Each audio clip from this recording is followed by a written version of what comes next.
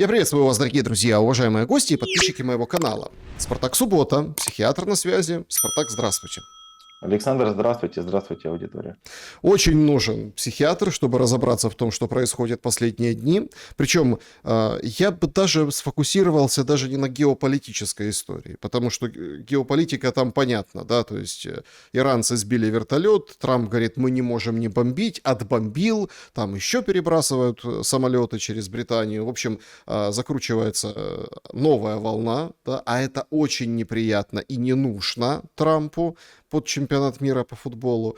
Хотя, конечно, ожидается обострение. Безусловно, ожидается обострение, но уже как бы туда позже. И как-то вот к чему-то надо приходить. Израиль бьет по Ливану. В общем, интересная ситуация. Но она же прямо ну, как бы как отражение большого зеркала в малом на украинской истории. Я немножко, как бы, вот от чего хочу начать, немножко, как бы вот обалдеваю от того, насколько Украина побеждает. И этот нарратив сейчас прям навязывается всем. Вот сейчас будет победа, сейчас вот смотрите, как все поменялось. Причем, поехав в Лондон, Зеленский говорит, не-не-не-не, мы не побеждаем, мы типа останавливаем, у нас там перспективы хорошие, не-не. Почему? Потому что раз вы побеждаете, зачем вам платить больше? А ему задача, чтобы платили больше. Вот это с Абрамовичем история, отдай денег, ты ж Челси продал, эти деньги должны быть у нас. А вот я не могу платить солдатам так, как в России, ну ничего, сейчас партнеры скинутся и буду платить солдатам. То есть Зеленский, вот это все про деньги. У нас за неделю после письма вот этого хамского, абсолютно не приближающего никого к миру, публичного, да, хотя к нему шли на непубличный контакт через там Арахамию, Буданова, Абрамовича, вот это опубличивание контакта, вот это вот как бы позерство. Теперь понятно зачем. Нужно, чтобы дали денег от короны, от Европы и так далее. Но это как бы про деньги на войну, да? А в принципе, Украина побеждает. Выходит помощник Буданова, он по разведке, да, там Юсов. На него, кстати, вчера сообщали, что, или позавчера, в общем, покушение готовилось, $100 тысяч накрыли какого-то киллера, который взял эти деньги, и он говорит очень интересную формулу победы. Почнемо з хорошого. Ми вже говорили на одній з дискусій. З точки зору стратегічних цілей Україна вже перемогла. Тобто сьогодні про Росію вже ніхто не згадує як про наддержаву. Вона сама про себе вже не згадує як про наддержаву і про один з полюсів світу. Ні під час візиту до якихось інших країн, ні в себе. Сьогодні ні Сполучені Штати, ні Китай не ставляться до неї так. Тобто є інші наддержави. Вже в цьому переліку цього утворення немає. Все, Россия не сверхдержава, Украина победила. Классно. Так сразу как-то все забыли о цене этой победе. То есть вот это все, 4,5 года вот за этим, чтобы стратегически Украина вот так победила? Знаете, Александр, для меня это звучит следующим образом. Если мы упраздним всю морализационную риторику, мы можем прийти к следующему. Представьте себе ситуацию. 19-й год. Зеленский выходит и говорит, смотрите, мы потеряем 20 миллионов нашего населения, они уедут в Европу. Мы потеряем возможность хорошего отношения мира к Украине. У нас испортятся отношения с соседом, зато мы получим возможность делать так, чтобы Россию мир не называл сверхдержавой. Хорошая цена или нет? Да всем все равно на эту мелочь. Вы можете называть Россию не сверхдержавой, можете называть хоть карликовой державой. От этого не меняется суть. Понимаете, в чем проблема? Тем страшнее, что если цена, которую мы заплатили, это просто за то, чтобы поменять одно слово, никто никогда не... Смотрите, не было такого, что к России обращались только на «вы» и сверхдержава. Это говорили Россия и Россия. Никто и Америку сверхдержавой напрямую не называет. Нету дела до этого. Это формальный статус, который приписывается государству, внимание, сейчас важно, которое способно само себя обеспечить полностью. Само может быть независимым, то есть закрытая экономика может быть и так далее. Но сейчас таких сверхдержав, если мы опираемся на эту позицию, то таких сверхдержав у нас как бы нет. Мы тогда переходим к другому принципу оценки сверхдержавы. Это наличие ядерного статуса, наличие большого импорта и экспорта, минимальный. Я считаю, что когда долг минимальный, это тоже влияет на качество оценки того, сверх эта держава или не сверх. Но на самом деле, честно скажу, нету такого, что люди просыпаются в России. Вот кто смотрит сейчас, если из зрителей есть кто из россиян, там напишите, пожалуйста, есть такое, что утром просыпаетесь, заварите кофе, вы сверхдержава и пьете кофе, и вот радуетесь, что вы сверхдержава. Вы же думаете не так, вы мыслите другими категориями. Нужно ребенка в детский садик отвезти, нужно, чтобы у ребенка все было хорошо, чтобы родители не болели. Мы думаем о базовых мирских вещах. Те люди, которые размышляют, внимание, люди, которые размышляют о том, будет статус сверхдержавы у кого-то или не будет, эти люди не живут в этих государствах. Они живут в других государствах, которые сверхдержавами не называются. Испания, Италия, кто-то там поехал на острова на Бали. То есть, понимаете, это не сверхдержавы. Им все равно, вы можете их не называть сверхдержавой. Кто-то отдает своих детей учиться за деньги налогоплательщиков, за миллионы, отправляет учиться в Швейцарию. Швейцария сверхдержава? Нет. Какое ей дело до этого? Вы можете себе представить, боже, Швейцария не сверхдержава. Вносится, смотрите, это вот для зрителей объясняем, Александр, я знаю, что вы в курсе, мы уже как-то обсуждали. Когда вносится какой-то термин, задача этого термина либо подчеркнуть значимость, либо деклассировать. Если мы говорим, что Россия уже не сверхдержава в данный момент, а раньше, то есть, смотрите, если уже не сверхдержава, подразумевается, то есть есть такое допущение, то, что не озвучивается, но имеется в виду, что раньше она ею была. А что поменялось? Изменилось отношение к России? Ну, Россию всегда боялись. Боялись, читаем, ненавидели и уважали, потому что, ну, страх, он подразумевает это. Ты должен с ней считаться. С Россией не считаются сейчас? Считаются. Вся Европа напряглась. Не дай бог они нападут. Нам надо сделать все возможное, пускай вся Украина там ляжет костьми, чтобы на нас не напала. Никто не боится не сверхдержаву. Нету такого, что люди сидят и думают, что сейчас Испания на кого-то нападет, понимаете? То есть, если это не сверхдержава, то она не вызывает страха. Она не влияет на геополитику.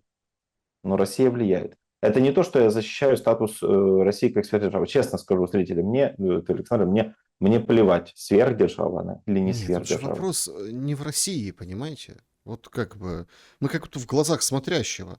То есть вот ради чего это все? Вот опять-таки, а, Цена, да, я понимаю. то есть Это ради слишком большая того, цена. вот ради того, чтобы Россия не была сверхдержавой, а мы уже победили, мне кажется, это как мертвому припарке, понимаете? Все так говорят, вот вы победили, вы уже победили. Ну, это как это, к вам, к психиатру, да, и тебя вылечат, и меня вылечат в смирительной рубашке, все хорошо, все классно, все здорово. Зеленский едет в Лондон, да, там хорохорится, фотографируется с королем.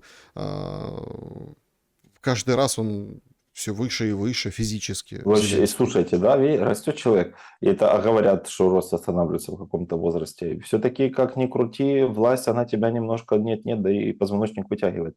Вот можно человек уже Ну, 1,76 м получается. понимаете, то есть вообще прекрасно все, это как бы вот так, вот у него хорошее интервью, посылы, Guardian, он там рассказывал всего. Потом поехал в Таллин. И в Таллине говорит о том, что, в общем, Украина, вот понимаете, там идет о дроновой войне. Латвия там подписала вот этот дрон-дил, теперь на своей территории будет дроны производить. Сам он говорит о том, что вот мы выходим и выйдем скоро, там 500-600 целей будем запускать по России. Прошлой ночью ударили по заводу, фламинго, оказывается, есть, летают и прилетают, ничего себе, по заводу, который обеспечивает Искандеры. И вот смотрите как, да, вот как мощно, потужно.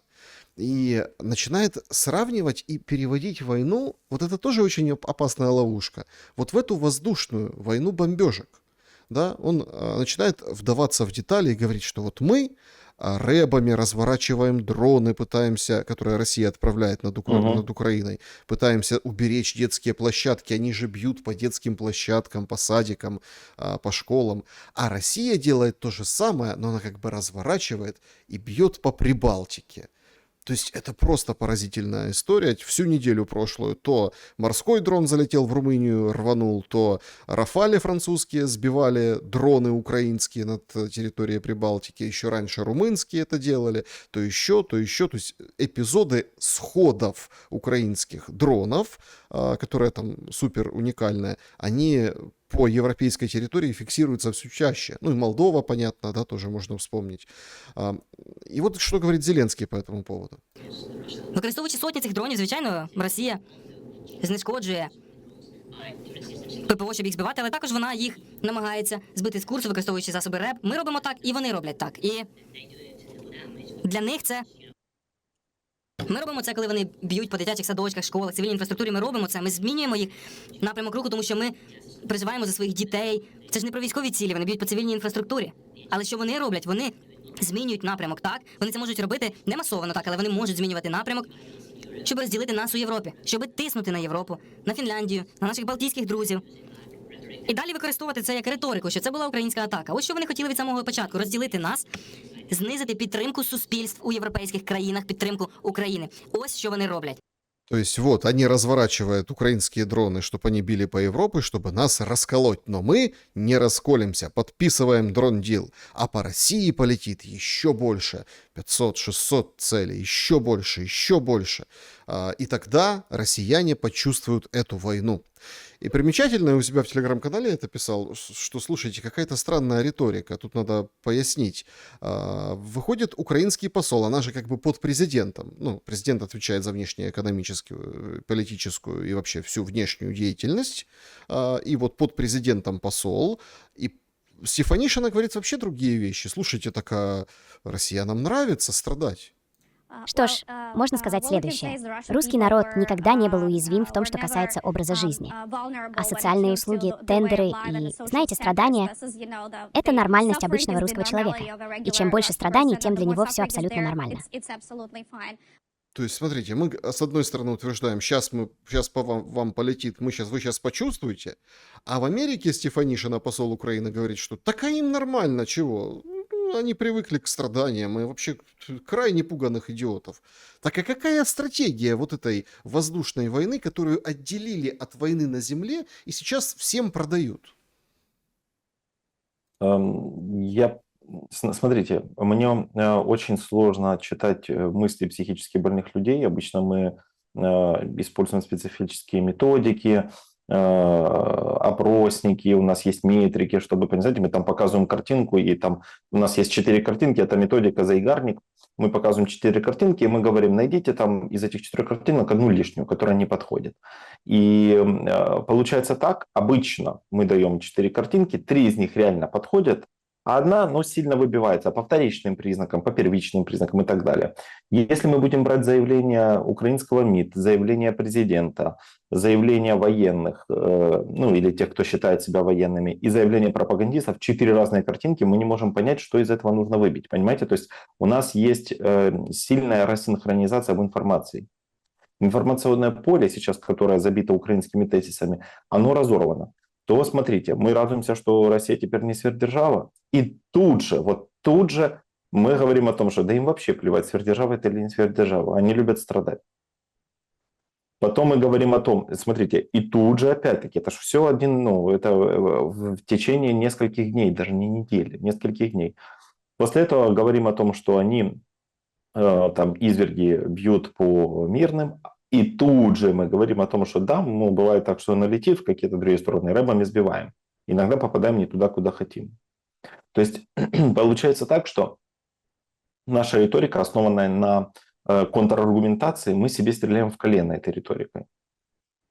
И тут вопрос тогда возникает. Если мы не можем нормально диагностировать мотивацию нашего пациента под названием украинскость, вот мы не можем понять мотивационный компонент этой системы. На что нам нужно опираться? Нам нужно делать акцент на том, чтобы язык учить, на том, чтобы выкоренить все российские, на том, чтобы Россия больше не была сверхдержавой или победить в войне. Дайте, пожалуйста, украинцам хоть какой-то вектор. Мы должны понимать, что будет являться успехом в войне. Потому что если успехом в войне является, как сказал вот этот кто заместитель Буданова, если он сказал, что успехом в войне является, по сути, не сделать так, чтобы Россия больше не была, так все, мы достигли, давайте заканчивать. Понимаете, очень такая топорная риторика, она не дает возможности понять людям, обычным мирным людям, когда это закончится, сколько это может продолжаться. Дальше. Ни в коем случае не оправдываю попадание России там, по детским садикам. Ни в коем случае не считаю, что когда Украина попадает по мирным гражданам, это нормально. Я вообще считаю, что мирные граждане, которые страдают, они вот, это большая несправедливость. У меня возникает вопрос. На самом ли деле люди допускают то, что хоть какая-то сторона, давайте даже, хоть Иран, хоть Израиль, хоть кто угодно, реально хочет тратить огромные суммы, то есть это же очень дорого, тратить большие деньги на то, чтобы попасть в детский садик, испортить себе репутацию, или попасть там в жилые дома, чтобы убить мирных граждан. Смотрите, это не военные цели. Если так происходит, это правда происходит из-за того, что рэбы там, или плохая наводка, или еще что-то. То есть умышленно никто этого не делает. Но риторика такая у нас, как будто бы ведется не война, а истребление народа. Но опять-таки, статистически, количество людей в Украине, украинцев, умерших от российских ракет значительно меньше, чем умерших на фронте, отправленных туда нелегально. Тогда кто больше приводит к геноциду? Кто является причиной этих страданий? Кто является, по сути, во-первых, кто конечный бенефициар этой всей истории? Хочется понять. Потому, когда вот такая вот смешанная риторика, мы должны всегда задаться вопросом. Цель этой риторики какая? Чтобы Украина что? То есть к чему мы стремимся? Мы рассматриваем потенциальную победу в каком формате? Не проиграли, значит, уже победили. Ну хорошо, да, для Украины это работает. Если Россия не выполнит никаких целей СВО, которые были заданы, все, Украина уже победила. Что вам надо? Так идите уже на примирение. Научись писать письма, в конце концов. Зеленский, ты же писать не умеешь. Ты же там написал такой кошмар. Спроси кого-нибудь, спроси первокладку, как написать там, письмо о примирении. Тебе абсолютно любой человек, даже без какого-то специализированного образования, расскажет, как письма писать не надо. Поэтому напиши нормальное письмо, идите на перемирие. И последний вот тезис, который вы там дали, вы дали его первым, я к нему прихожу последним. По поводу того, что постоянно обсуждается вопрос денег. Да, вопрос денег для Украины просто это вопрос выживания. То есть у них как бы нет альтернативы у военных. Им необходимо получать дотации откуда-то, то есть, чтобы продолжать войну. Но возникает вопрос, военных вообще кто-то спрашивал? Хотят они воевать, не хотят. Нужны им эти деньги или нет? Может, они хотят денег уже на примирение? То есть, может, они хотят уже какой-то, выдохнуть. Потому когда происходит вот такая, это называется искажение, подмена тезиса. Когда происходит подмена тезиса, когда победу называют поражением другой стороны, которая даже не является стратегическим или там тактическим поражением, мы понимаем, что у нас нету козырей на руках. Я не скажу, что там много козырей на руках у России. Смотрите, я не говорю о том, что кто-то сейчас конкретно побеждает. Два государства создают колоссальный дискомфорт, внимание, гражданам этих государств. Все, ни больше, ни меньше. Правительство от этого не страдает. Никто не умирает.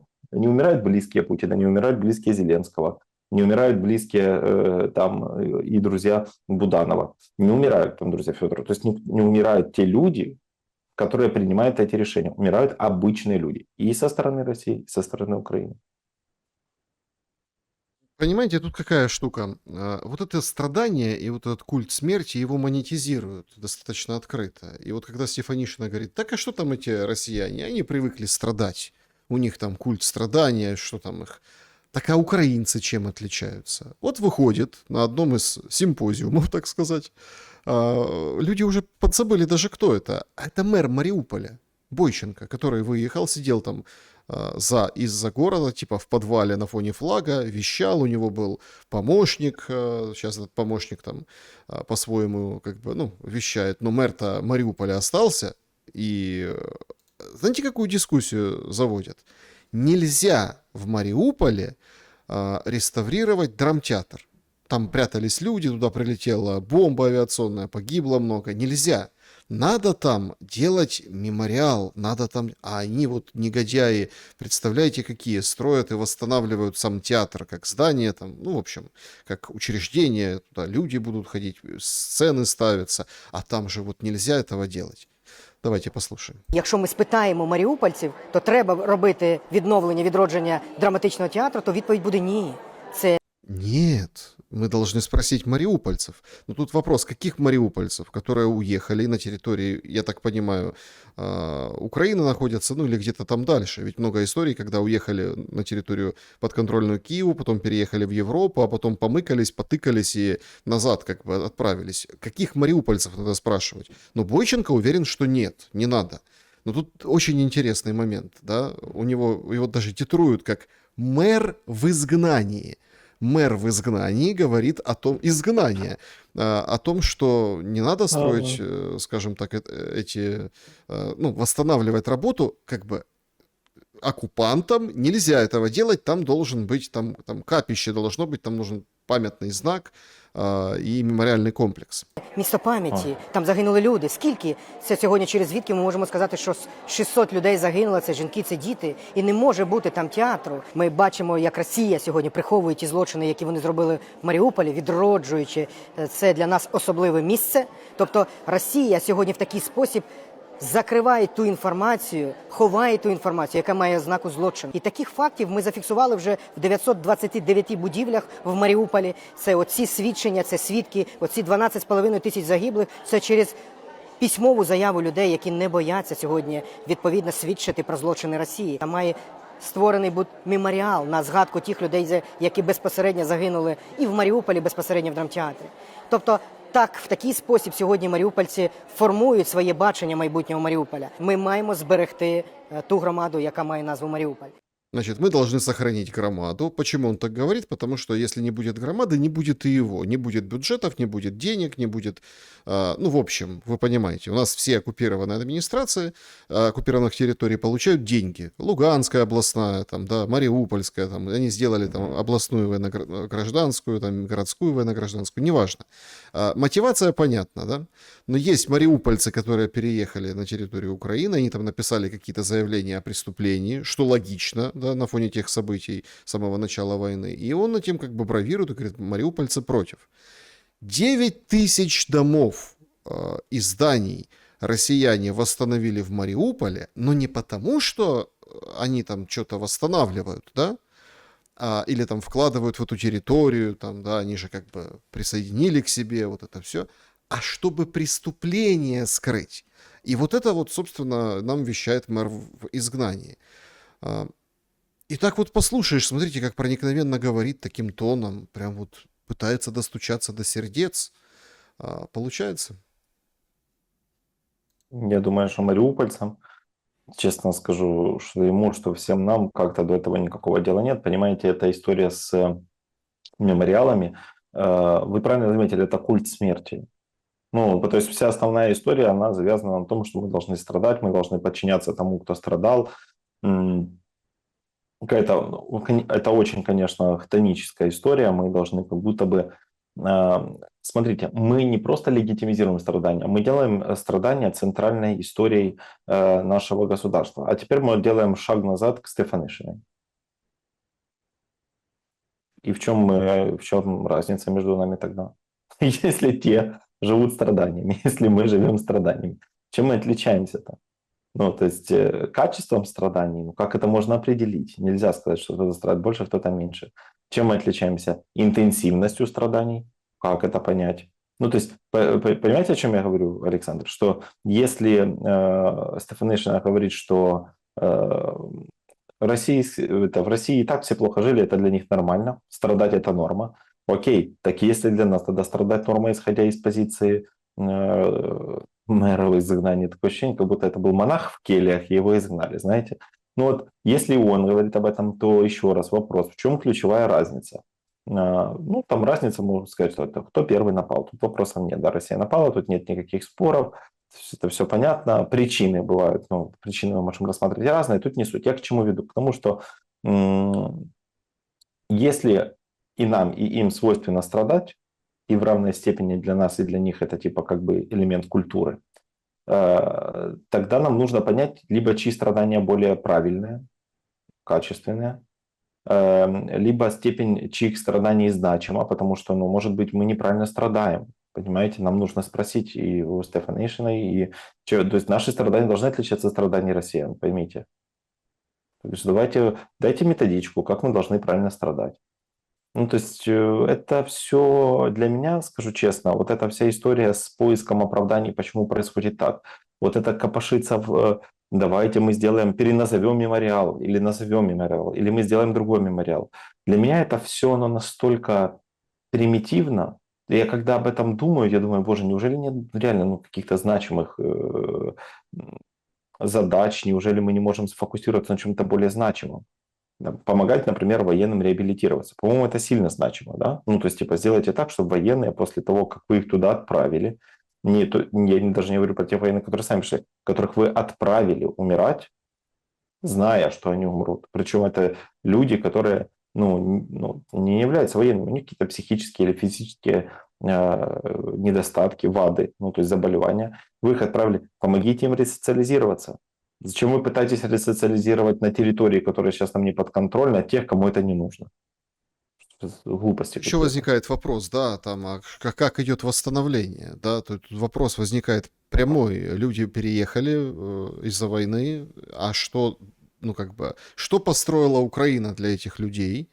Как она их поддержала жильем, возможностями, какими-то другими методами. И вот об этом должен говорить Бойченко, по идее, мэр в изгнании. А он говорит о том, что не надо, что 900 с чем-то домов, представляете, они восстанавливают, чтобы скрыть свои преступления. Ах, какие негодяи! Представляете, какие там же построили кварталы там целые с нуля. Ну, то есть снесли и построили новое там в Мариуполе. Это много об этом есть и видео, и рассказов. Одни говорят, плохо построили, другие хорошо. Ну, факт в том, что построили. Ну, я имею в виду качественно, некачественно. Прям квартиры, все, там заходи, живи, вот это вот как бы, восстановление идет полным ходом. И это они преступления скрывают, понимаете? А у нас, получается, вот эту бучу как бы держат, чтобы ездить потом показывать, ну, например, всяким там иностранным гостям. В Изюме сколько домов поваляло, когда вот это вот было в 22-м там году, да, что восстановили много. Ну, то есть, понимаете, тут как бы идет вот этот момент такой. Мы заменяем материальное чем-то каким-то таким идеологическим и говорим, о, нам классно, нам нормально. Понимаете? А театр, он должен быть. Ну, там, да, можно табличку на него прибить, можно еще что-то, но он должен быть. Дом должен быть. А у нас такое ощущение, что, ну, как бы вот сегодня ударили, например, дроном Севастополя по 1850 годам, победе, ну, обороны города Севастополя. Там было такое очень панно, там большое, 14 на 5 метров, длинное, в общем. Его там разнесли во Вторую мировую, Великую Отечественную, немцы, когда с ними, скажем так, боролись за Севастополь, но потом восстановили по фрагментам. Сейчас опять пожар, непонятно, что с этим полотном. То есть, ну так что, давайте поставим, здесь было полотно, давайте плакать. В любом случае будут находить возможности реставрировать, делать какие-то копии и восстанавливать. Мы сталкиваемся с тем, что не восстанавливается уже все. Понимаете? Вот в этом проблема. И когда говорят, вот, у нас там вечные враги, постоянно всех толкают, чтобы враждовать. Потрясающий случай, я вот в прошлой неделе на него обратил внимание, один из первых, кстати, а потом это только через несколько дней все так зацепились и понесли, ничего себе. Был обмен, и Лубенец, и новая омбудсмен российской стороны, они прям выходили, видео записывали друг другу о том, что мы работаем, там списки, короче, показывают власть. И Украина в этом включилась, в этот процесс, как бы с другой стороны, что это вот обратная сторона войны, есть какие-то правила, нормы, обмены и так далее, гуманитарные вопросы, письма в плен передать, какие-то там вещи, какие-то это и так далее. И в этот момент, во время встречи делегаций, один из с украинской стороны, его лицо замылили, подошел к российской, они там обнимались. И это все как-то так переполошилось. В смысле? Подождите. Ладно, там, ну вы омбудсмены, одна, второй, вы там как бы демонстрируете нам что-то, да, что есть как бы правила у войны. А это что было? И вот приходит этот омбудсмен Лубенец, приходит на Радіо Свобода. Это потрясающе. Это прям надо разбирать. Давайте посмотрим. Поясніть, будь ласка, що це були за обійми? Дивіться, ну, по-перше, це не був представник нашої інституції. Що це були Не за так. обійми? Щодо обійм, різні методи. Обійми – це частина методів Дивіться, перемовин? я кажу про себе і про українську перемовну команду. Що це були за яка- люди з перемовної команди, які обіймалися? Дивіться, я ще раз хочу сказати, що я не маю відношення до інституцій, які представляли ці особи. Це не були люди з офісу, Це не були з вашого люди офісу. з Офісу омбудсмана України. Це були Типа, а это кто сделал? А оно само. Это не мы. Это не мы. Ну, как в детстве что-то сломал, это не мы. Это не наши люди. Это никто.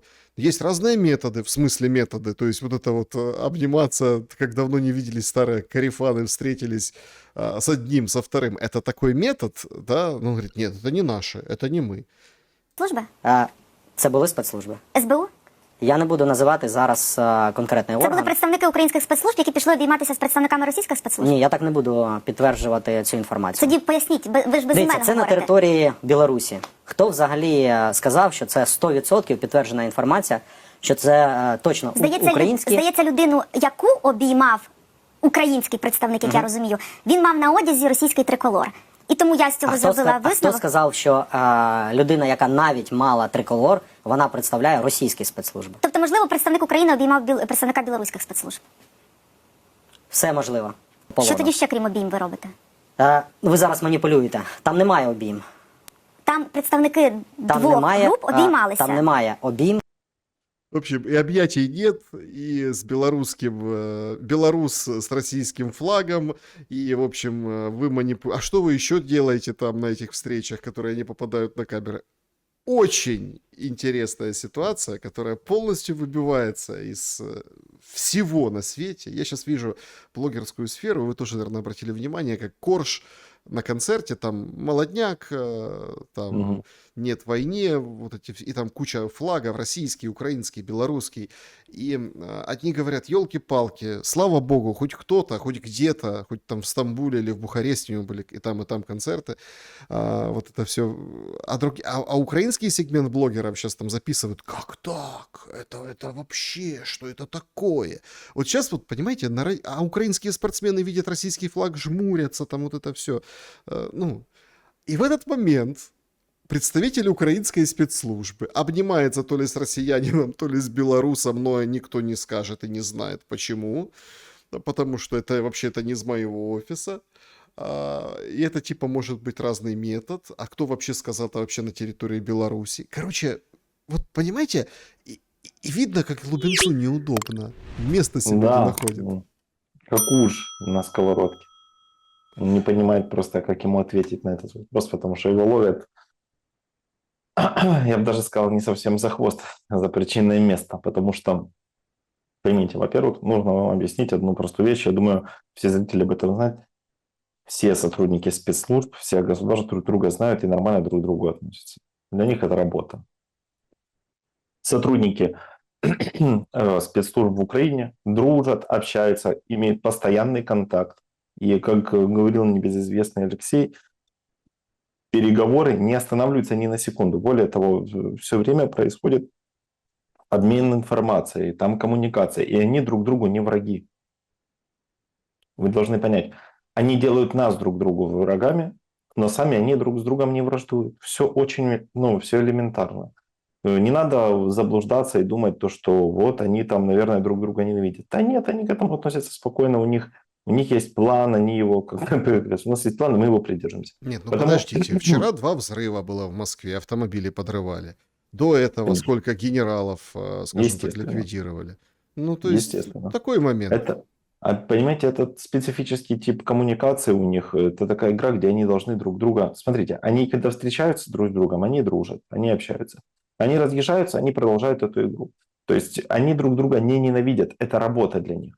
То есть они умеют очень хорошо разделять войну, скажем так, за Украину и войну в поддержании там украинскости. Это совершенно для них разные вещи. Поэтому они умеют это разделять, и сотрудники украинских спецслужб очень хорошо знают сотрудников российских спецслужб. Во-первых, у них одна школа, они много проходили вместе. Многие сотрудники, у меня есть знакомый, который работает в СБУ, и он говорит, что мы, когда ездили на учения, говорит, вот туда приезжали там краповые береты, приезжали ребята из России, и говорит, такая подготовка, как у россиян, именно в рамках спецслужб, мы такого не видели, они всех делают как стоячих, мы у них много чему учились, мы с ними были в нормальных отношениях, поддерживали нормальную связь.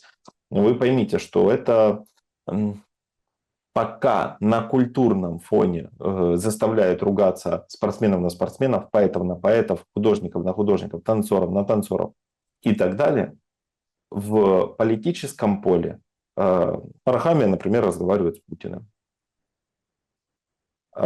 Постоянно поддерживается коммуникация. То есть только в рамках взаимного уважения, я не говорю как к личностям, я говорю как к специалистам. Я не думаю, что Путин с Зеленским разговаривает, это маловероятно, там Зеленского никто не уважает. Зеленского не уважает даже его окружение, о чем говорить. Но среди спецслужб эта история распространена, так что нет тут ничего странного. А то, что Лубенец никак не может это сказать, что для того, что... Смотрите, он очень легко мог выкрутиться из этой истории. Он мог сказать, для того, чтобы мы могли получать лучшие условия для наших воинов, чтобы мы могли лучше возвращать нужных нам людей, восстанавливать, скажем так, украинский фонд кадров, нам необходимо поддерживать условную близость. Мы не должны им плевать в лицо, потому что это снижает вероятность того, что наши воины вернутся домой. Все, скажи вот это. Придумай что-нибудь, в конце концов. Господи, я вот не понимаю, неужели они там совсем каких-то клинических идиотов набирают? Но вот используй нормальную риторику. Это то, о чем я говорил. Зеленскому нужно было правильно подать это письмо. Он на территории Украины мог сказать по одному, подать эту информацию. Вот эти 2/3 письма, которые есть, сделай у себя в блоге. Это неофициально, это просто ты высказал свое мнение, вопросов нет, Россия так тебя разрушала, все, это все сказал. А Путину отправь 3 часть письма. Значит, неужели ты не понимаешь простых вещей? Понятное Нет, дело, так он Путину не хотел, никто чтобы... не отправил ничего. Он не хотел, чтобы было просто примирение. Смотрите, задача была продолжать войну. Задача была, это перед поездкой в Лондон, надо было создать этот фон, поэтому и Челси, давай, британцы, надавите, давайте, заберите у него деньги, отдайте нам. И вообще он хотел выслушаться, он хотел вот этим всем моментом, понимаете? Но просто мы сталкиваемся вот уже все чаще на фоне жесточайшего пика противостояния, на фоне ударов, смертей, обострения, серьезного обострения войны. Сейчас сообщают, что Орешник там готовится, да, а тут поди знай, боевой будет, не боевой, сарай, не сарай. То есть все прекрасно видят и понимают, что вот эти удары, там, как я говорил, по Севастополю, блокада Крыма, вот эти все моменты, логистики, то есть будут ответы. Вот разделили войну на поле боя на фронте и воздушную. И воздушная требует как бы повышения ставок вот этих моральных. И в момент вот такого пика остроты у нас то Корж в Стамбуле всех объединил, то тут Лубенец в командах спецслужбы братаются. И вот поехали эти журналисты, есть такое Громадское, они как бы проявились, и понятно, гранты, понятно все, они вот во время Майдана вот это вот стали Громадским настоящим, а потом, в общем, их лишили вот этих всех денег и, в общем, живут на подножном корме, там кто-то заменил какие-то гранты и так далее, в общем, живут. Они отправляются на границу Украины и Беларуси, на украинской стороне, і общаються з людьми. А боїтесь, що може Білорусія напасти? З Білорусі? Там Білорусія нападе хіба. А чого не нападе? Де вона полізе? Тут там наша армія. Побіжала. Багато людей мають родичі в Білорусі, і раніше вони їздили через кордон, зараз він закритий, і тепер через Польщу їздять, так? А багато так в селі їде через Польщу? Ну, я сама їздила. Ви, коли бували в Білорусі, от відчували, що там є якась така напруга, що може бути наступ, що білоруси підуть? Нічого. Абсолютно. Там теж спокійно, хороше відносилися. До українців добре відносилися? Звісно, хороше відносилися. Там вже ще сестра рідня є. Тож там багато скільки наших людей є. Тут з села, почти з кожної хати. Хтось є.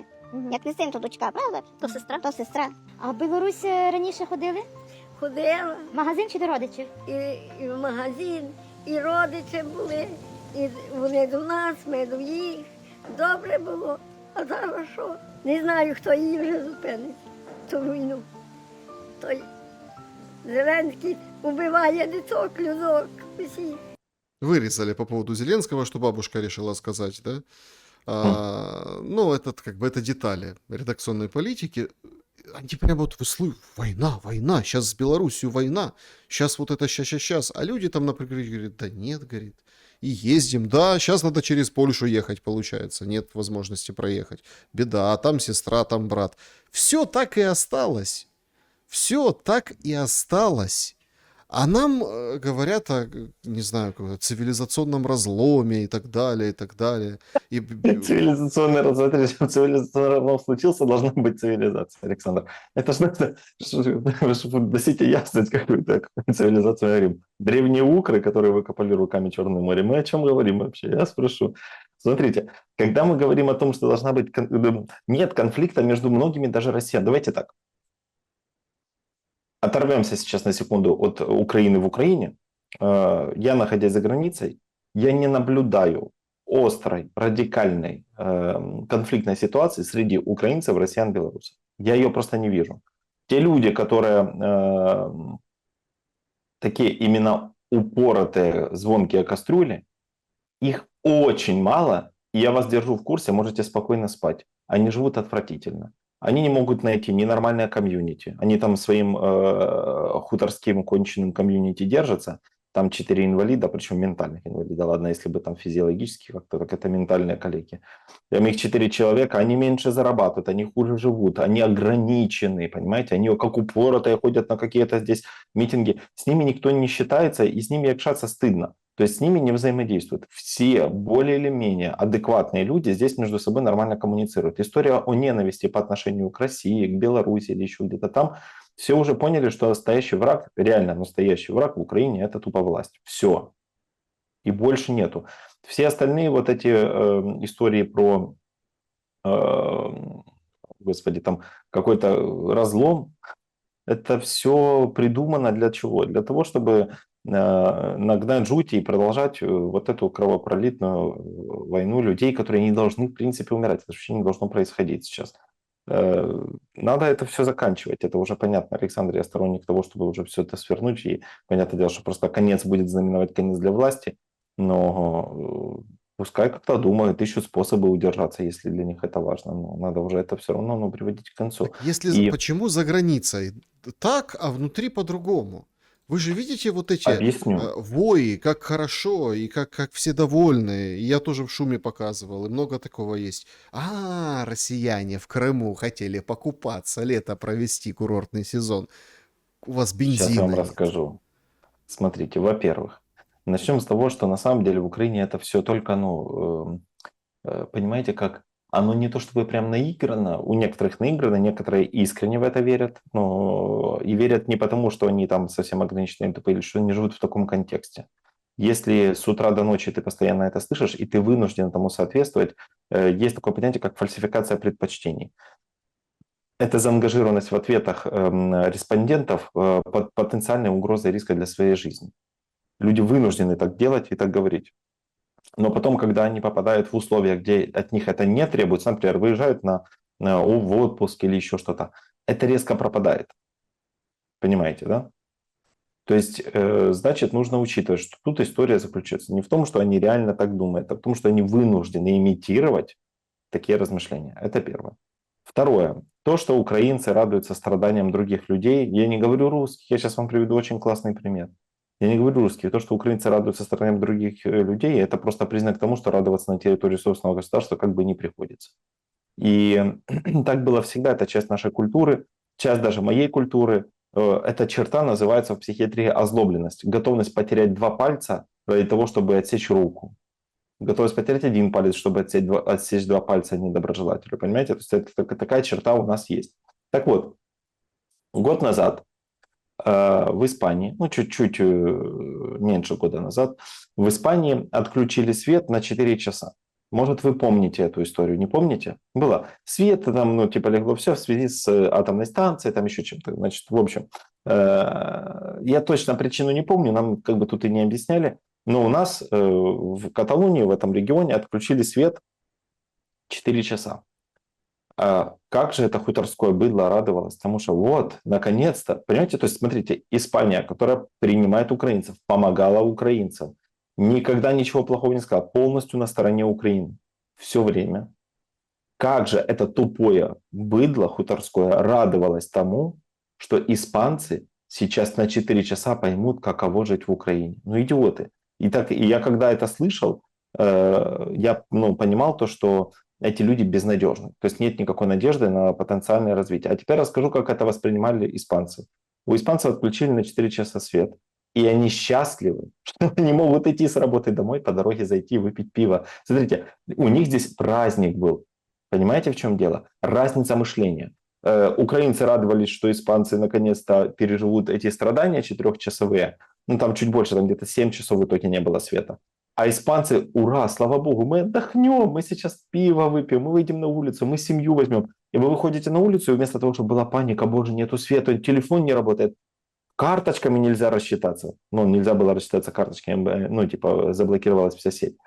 Вы выходите на улицу, все испанцы на улице, это праздник, у них сиеста, понимаете? То есть это праздник, они вышли, они все взяли себе кто-то пиво, кто-то какую-то еду, они с детьми, детей позабирали из детских садиков, потому что нужно было забрать со школ. Это, ну, праздник. В этом и суть менталитета. Наши, ну, люди не только любят страдать, они хотят, чтобы страдали другие. Это одна из причин, почему мы всегда в риторике употребляем «русские всю жизнь страдают». Тебе какое дело? Ну, понимаете, тут же, по-моему, это все просто зашивают куда-то, прям вот на подкорку. И ты от Угу. этого, ну, ты не вытравишься. То блогеры записывают видео о том, что «Ой, мне так хорошо», прям на физическом уровне человеку хорошо, что в Крыму, например, нет бензина, и люди там не могут уехать, не могут приехать. Коллеги Зеленского по прошлой жизни, вот есть такой пародист Юрий Великий, вот сценку записал. Всем привет! Это снова я, та самая туристка, которая когда-то вообще не хотела выезжать из Крыма из-за Алушты, как тут классно вообще. По иронии судьбы, я сейчас опять оказалась в Крыму, и теперь уже хочу уехать, но вообще не могу. Тогда, уезжать не хотела, а сейчас хочу, но не могу, потому что бензина нет. Пока бензин был, здесь было все так душевно, по-домашнему, а теперь все бездушно, по-талонному.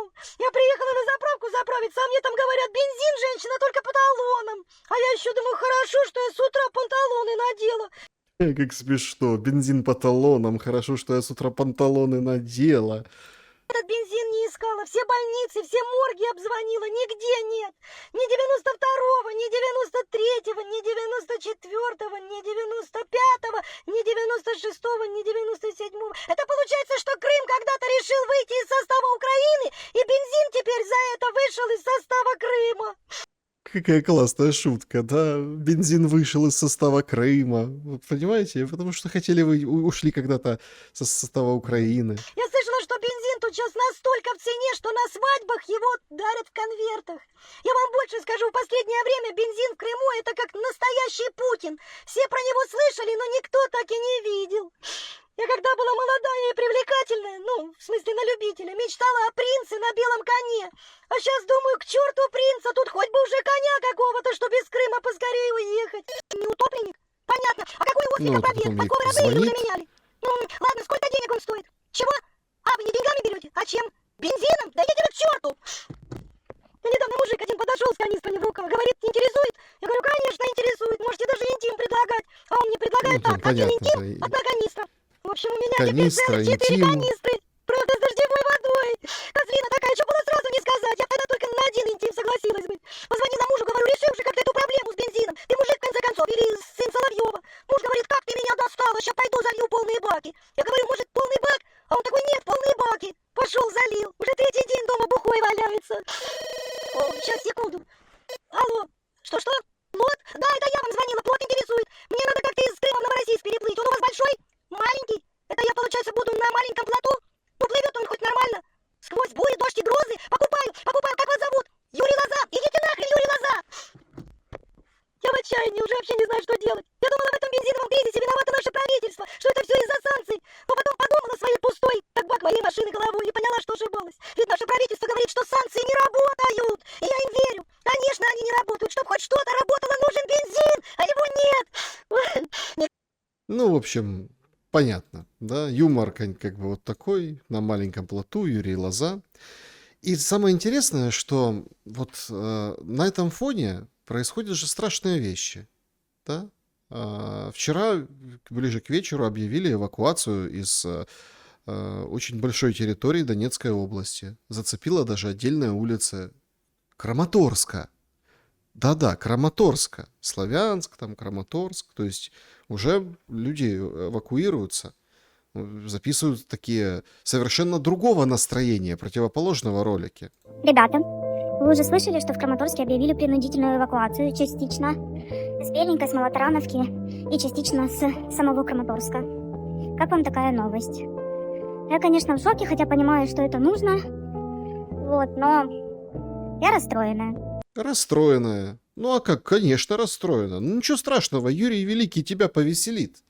То есть эвакуация, конечно, она расстроена. Она прет пакеты там с едой из магазина. Обычная, ну, девчонка, которая живет в обычном городе, да, то есть, конечно, она расстроена.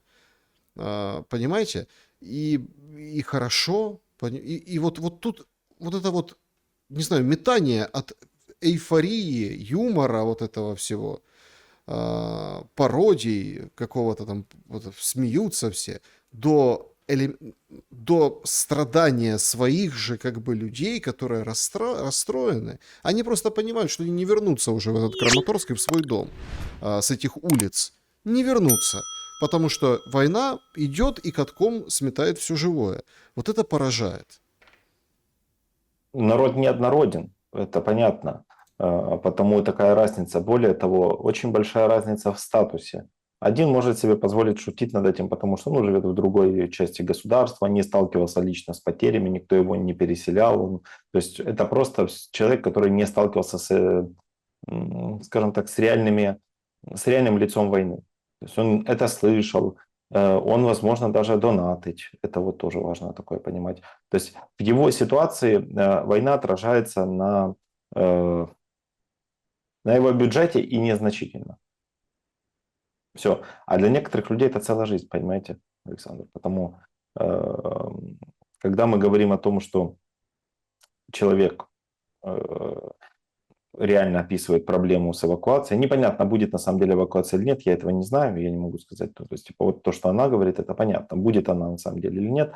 Но суть заключается в чем? В том, что люди переживают серьезные утраты, они беспокоятся о том. Не важна, будет это эвакуация или нет, важно, что человек об этом вынужден задуматься. Понимаете? То есть, блин, а что, если эвакуация переехать? И тут же человек снимает ролик, стебется по поводу там, того, как это происходит в Крыму, как хватает, не хватает топлива. Это довольно, мне кажется, я не буду говорить низко, потому что на войне все средства хороши. Это довольно примитивно. Почему? Потому что когда в 23-м году у украинцев не было топлива и приходилось по талонам его покупать, то как бы, ну, было вообще не смешно. Помните? Был такой период. Ну, прикольного было прям мало. Я просто заставишь, был это, я до конца 24-го был в Киеве. И я помню эту ситуацию, как мне необходимо было, как некоторые там, знаете, люди считались крутыми. Вот ты прям крутой, если у тебя есть вот этот талончик, ты там на 60 литров, на 50 литров мог кому-то дать. Это очень похоже на ситуацию с колоссальным дефицитом. И вот да, сейчас в России есть дефицит. Еще раз, у России серьезные проблемы с НПЗ. Никто это не скрывает. Проблема заключается в том, что мне до того, как оно в России, дела никакого нет. Поймите, мы же, я же украинец. Меня должно волновать, как у меня происходит. А у меня происходит плохо. Давайте наладим у нас сначала, потом будем заниматься другими государствами. Но у нас подмена понятия. Какая суть подмены понятия? Вот это вот, знаете, подмена тезиса у украинцев. Это то, чем, кстати, Лубенец занимается. Подменяет тезисы. Одно на другое, это не объятие, назови как угодно, рукопожатие, не знаю, братарство, назови это как угодно, какая разница, суть-то, мы-то наблюдаем, наши глаза не обманывают. Понимаете, в чем дело? Тут же подмена понятия, что победой является дискомфорт другого государства. Я об этом говорю каждый раз, что до тех пор, пока для нас, как для нации, благополучием является неблагополучие другого государства, у нас благополучия никогда не будет. Мы можем добиться всех целей наших. Если нашей целью является страдание россиян, ну вот представим себе ситуацию, все, россияне страдают. Мы добились своей цели. Как это меняет ситуацию у нас в зарплатном плане? Как меняет ситуацию по медицине? Наши дети в большей безопасности? Или у нас больше свобод? Нет никакой корреляции между тем, что мы хотим, то, что мы запрашиваем, и идеологической позиции. Так это же порождает двуличность вот эту, понимаете? Вот эту двуличность. глупую абсолютно, ужасную, ужасающую даже.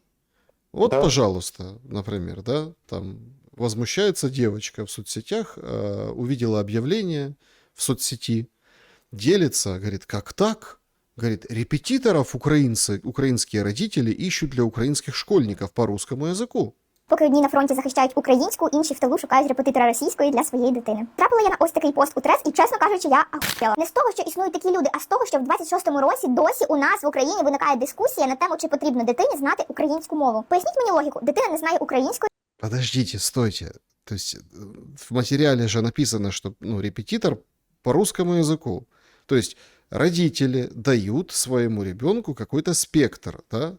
То есть, может, он будет каким-то, не знаю, там, инженером, вся техническая документация, там, да, вы тоже не дадите соврать, все какие-то плюс-минус Вся стоящие, психиатрия. медицинские вещи, не только Да. психиатрия, вообще вся медицина, все то, что действительно нужно, надо читать по-русски. На украинский даже не переводили. Чертеж, чтобы... И до сих пор. Чертеж, чтобы дом построить, заправку вот эту, которую бомбит, там, вот эти все выводы, там, проект, да, оформить, все учебники по чертежам по-русски. Но она сразу же говорит, как это не надо учить украинский язык? Ну и Подмена продолжает. тезиса. І що ми робимо? Понимаете, в Дарування чем дело? вів моєї Идет російської. искажение Спробуйте провернути восприятия. таке в будь-якій європейській Это країні. Людина не называется знає закон исключенного третьего. Ты либо учишь российский, либо украинский. Выбирай. Да.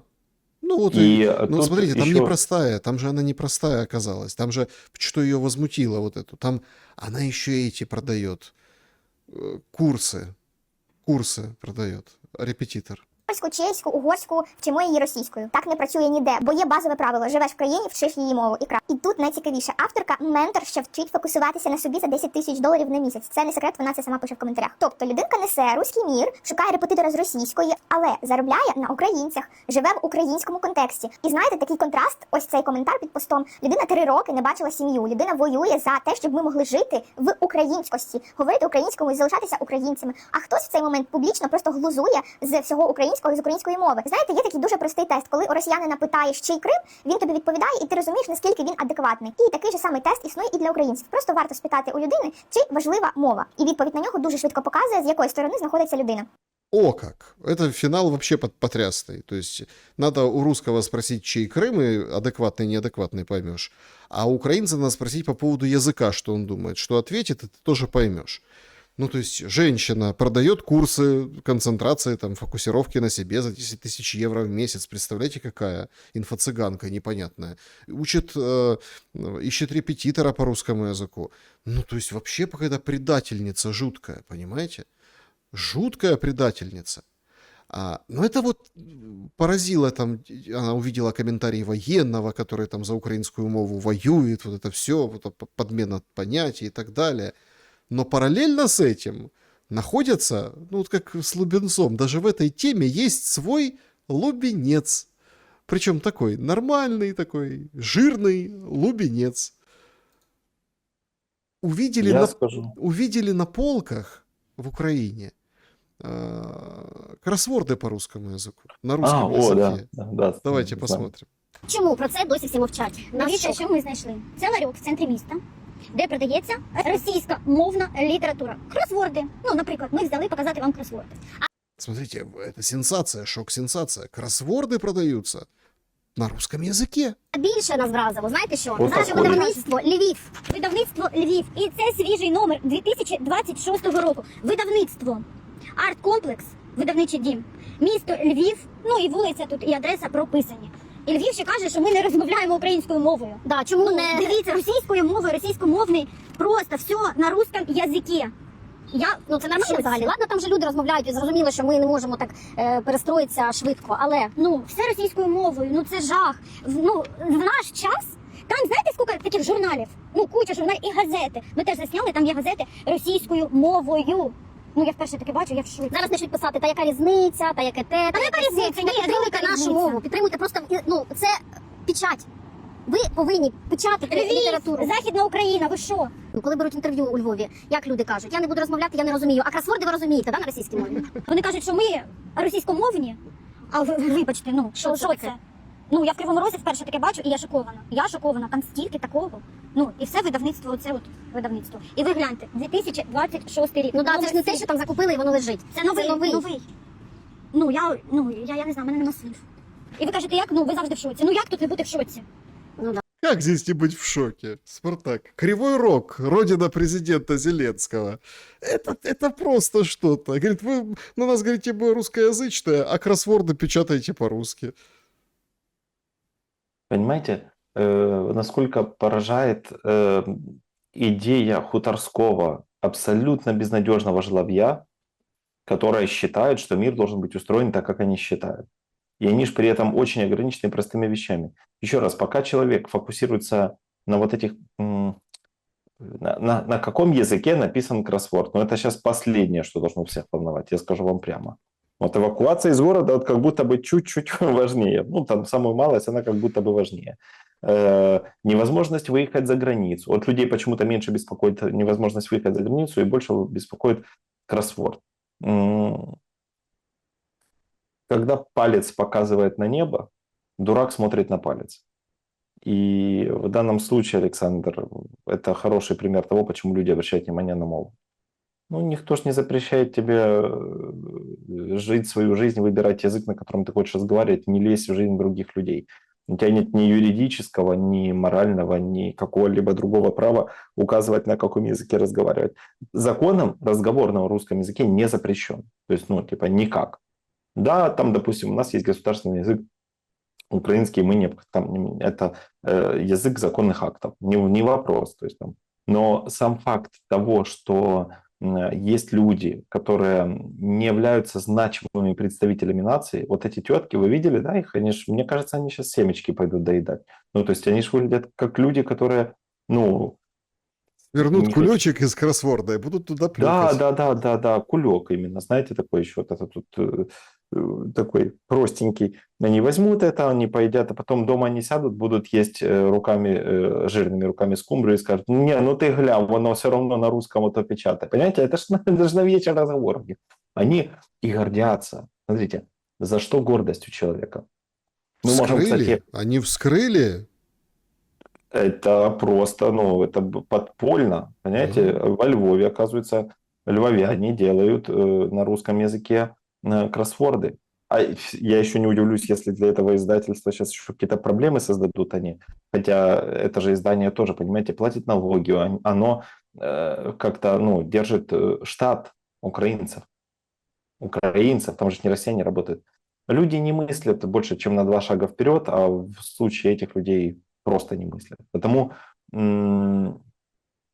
в какой-то момент мне даже становится, знаете, вот у меня нет эмпатии, я человек, который не испытывает жалости, но вот мне в какой-то момент, я скажу честно, даже жаль настоящих украинцев, потому что я-то как-то все-таки уже делю украинцев на настоящих и не очень в последнее время. Мне жаль тех украинцев, которые поддерживают Украину, они ненавидят другое государство. Те, кто поддерживает украинский язык, они презирают российский. Те, кто пытается помочь своим людям, они пытаются усугубить жизнь тем, кто с ними не согласен. Нет успеха в контроверсии, понимаете? От того, что соседский ребенок будет болеть, это не сделает здоровее вашего ребенка. От того, что вы усугубите качество жизни какого-то другого человека на другом континенте или там в другой стране, у вас от этого не прибавится. Интересно то, что пока вы все это делаете, вы упускаете из рук важную часть своей жизни. Вы упускаете возможность жить свою жизнь. За вас ее живут. Мало того, вам рассказывают, как вы должны ее жить. И что самое страшное, то, что они вам рассказывают, они сами не реализовывают. Еще раз, мы не услышали на пленках Мидича никакого украинского языка. Никого не смущает эта история, ребята. Буданов разговаривает на русском языке, Зеленский разговаривает на русском языке. Почему никто об этом, бляха-муха, не говорит вообще? Почему об этом вообще никто не говорит? Вот именно прям вот сейчас это вызвало прям какое-то даже возмущение. Почему никто не говорит о том, что вся верхушка власти у нас говорит на русском языке? Это, ну, в чем проблема? То есть реально вы это игнорируете или вы реально правда верите, что Зеленский говорит на украинском? Он уже 5-й год войны, и он нет-нет, и у него все равно пролетают эти русско-украинские слова, ну, то есть суржик. Не разговаривает, не родной это его язык, украинский язык, он на нем вообще, в принципе, не разговаривает. вопрос, почему вы не задаетесь целью наказывать всех, кто там разговаривает на русском языке? Это же ворующая, это же группа людей, которая ворует у вас жизнь. Я не молчу про деньги, деньги просто обеспечивают эту жизнь. Потому такие двойные стандарты, Александр, еще раз, я не против двойных стандартов, они иногда бывают выгодные, но в данном случае двойные стандарты ориентированы на дегенерацию. Есть определение слова «дегенерат», то есть если это не просто оскорбление, я не хочу оскорблять вот этих теток, не хочу оскорблять вот ту несчастную, которая сама не понимает, о чем она говорит по поводу языка, по поводу того, там, кто репетитор. Дегенераты – это люди, которые не способны адаптироваться к изменяющейся среде, и, что важно, имеют ригидность мышления, и основным смыслом их жизни является персональная деградация, а не акцент на развитие. И всякий человек, который ограничивающие убеждения имеет, на этом это делать нельзя, на этом языке разговаривать. Выбери, что можно, и занимайся этим, а не фокусируйся на том, чего делать нельзя. Но идея, еще раз, вся идея такой токсичной украинскости не заключается в улучшении качества жизни украинцев. Она заключается в том, чтобы ухудшить качество жизни всех людей, не говорю только россиян, всех людей, кто имеет другую позицию. До тех пор, пока мы ведем такую войну против себя самих, мы обречены на поражение. Потому что, почему против себя самих? Мы же сами те люди, которые относятся к той категории, которая мыслит иначе. Потому что публично мы говорим одно, а на кухне мы говорим другое. Не знаю ни одного человека, который бы поддерживал Зеленского, реально, без шуток, не знаю ни одного человека, который бы его не презирал. Вот, ни одного. Все его презирают, но публично высказывают другие вещи. И до тех пор, пока мы ведем войну против здравого смысла, победить в этой войне, оставаясь, скажем так, на рамках психического здоровья, просто невозможно. Так а что такое победить, понимаете? Вот вы говорите по поводу решения Зеленского. Да некоторые уже и публично говорят, вот подошли на улице к женщинам, к другим женщинам, не те, которые там нашли кроссворд. Як ви ставитеся до рішень, які сприймає Володимир Зеленський під час війни? О, це в мене не питайте. Я блондинка, но у меня черные корни, поэтому мозг борется. Но с политикой я не связана вообще никак. А вы як? Значит, вы меня, пожалуйста, не спрашивайте. Я блондинка, но у меня черные корни, это мозг борется. Давайте, женщина, у нее корни не черные, и она так немножко, постарше. И женщина ответила. Вот женщина живет в Украине, питайте мне. Она живет в Украине, но совершенно не смотрит новости, потому что Владимир Зеленский меня очень расстраивает. Потому что это не то, что я ожидала от него. Уже пора заканчивать с этой войной, и хватит, чтобы гибли люди пачками. То есть новости не смотрим, расстраивает Зеленский. Тот, который обещал, что чтобы украинцы не плакали, теперь будет стараться. Пора заканчивать эту войну. Скажите, пожалуйста. И все это понимают. Вот все это понимают, все это говорят. Все говорят, хватит уже, давайте, все. А запрос сформировать не могут. Именно потому, что это говорят на кухнях, а публично, мы слышим, что публично. Страх, спираль молчания, о которой мы с вами говорили, что чем больше затягивается эта спираль, тем меньше желания говорить. Иллюзия того, что все тебя поддерживают, кто, скажем так, против примирения, и все против тебя, кто ты, скажем так, всегда падаешь в немилость, когда ты выражаешь хоть какой-то элемент здравого смысла. А здравый смысл, он опирается на факты, а не на эмоции. В этом дело. Поймите, у нас сейчас вся структура мышления в рамках государства, она эмоциональная. И никогда ничем хорошим эта эмоциональная структура не заканчивается. Эмоции – это плохой советчик в принятии решений. Вот этот турбопатриотизм, ненависть к кому-то другому, ощущение особенности, уникальности – это эмоции, это не логика, это не здравый смысл. До тех пор, пока мы не изменим этот контекст, мы выйти из него не сможем и не сможем добиться какого-то результата. Потому что, смотрите, это не стоит как цель. У нас нету цели. Скажите, вот какая цель? Если, опять-таки, цель, вообще задача и суть всей украинской, это чтобы перестала существовать Россия, можно выбросить эту идею сразу. Невозможно. Это невозможно. Все это признают, даже американцы. Но Россия была, есть и будет. Давайте менять задачу. Тогда наша цель – это чтобы что? Сохранилась Украина. Мы тогда уточняем, сохранилась в каком виде? В каком виде мы хотим сохранить Украину? В тоталитарном режиме, где мне будут рассказывать, на каком языке я должен разговаривать, в условиях, где мужчин с каждым днем все меньше и меньше, и их насильственно мобилизируют, в условиях, где даже нельзя выехать за границу, это же тюрьма. На самом деле Украина – это большая локальная тюрьма. Это место лишения свободы. Более того, твоя свобода ограничена не только страной, она ограничена потенциалами, возможностью. Ты не можешь ни говорить так, как ты хочешь, ни слушать, что ты хочешь, не учиться там, где ты хочешь. Только вникните, сейчас даже студент не имеет возможности свободно перемещаться по Украине, потому что нет-нет, да и 20-летнего могут силой мобилизовать. Понимаете, заставить подписывать контракт. Потому возникает вопрос, если для нас победа является это сохранение Украины, то какую Украину мы хотим сохранить? Если такую, какая есть сейчас, я в этом не заинтересован. Ну и там вернуть Крым, сейчас же Крым возвращают, чтобы что. На кой ляд? У нас нет бюджета, успокойтесь. У нас нет денег. У нас, как сказал классик, нет денег финансировать этот проект. Коломойский или так он сказал, не помню. Понимаете? У нас нет денег. Какой Крым? Нам сейчас, если вернут Донбасс, мы похороним всю Украину. Понимаете? Ну, то есть там, вот представьте себе ситуацию, Александр. Склейка кадров, Донбасс наш. Вот Россия говорит, хорошо, забирайте. Мы забираем Донбасс. Где деньги лебовские? Как нам поднимать эту махину? Она же требует колоссальных вложений. Но она этих денег сейчас не приносит. Когда-то она приносит. Сейчас этих денег не приносит, она только ест эти деньги. Нам вернули Крым, предположим. Вы можете себе представить ту политику, которая будет на территории Крыма проводиться с этими всратыми брошюрками про украинский язык и украинскость? Степень сопротивления на территории Крыма можете себе представить? Но я не говорю физического, там внутреннего сопротивления. Это государственный саботаж. То есть вы хотите что вернуть? Зачем? Поставьте перед собой какую-то реалистичную задачу. Мало того, что это маловероятно, так еще и предположим, вы вернули. Что вы с этим будете делать? Это чемодан без ручки для нас, понимаете? Мы не можем это содержать. Еще раз, у нас нет возможности обеспечить качественную жизнь и хорошее содержание для тех территорий, которые сейчас у нас остались. У нас забрали 23%, и даже те, которые остались, мы не можем содержать. Что нам делать? В этом нет никакой логики. Это все равно, что я хочу 3 жены. Ну, отлично, ты можешь хотя бы одну обеспечить? Не могу. Спартак Суббота был моим собеседником сегодня. Спасибо за время и мысли.